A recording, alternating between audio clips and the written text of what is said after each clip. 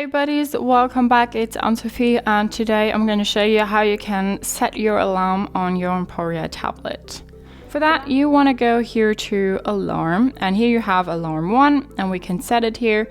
So we say at, let's say 11 in the morning, we want it to go off. You need to turn it on and off here, and then you have some more options here. The ringtone,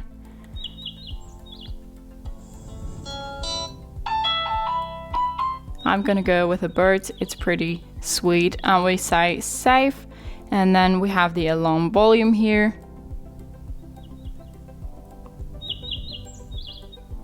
Too really loud. So that's something you can save here and say saved, and now this is your alarm. Okay, I just needed to put it back in because it still said 8:30, but now it's 11 as we wanted it, and the alarm ringtone is bird. Okay, so that's our alarm now. You can set here an alarm 2 and alarm 3, and then turn them on and off as you like, and then if you don't need this alarm anymore you can just turn it off here.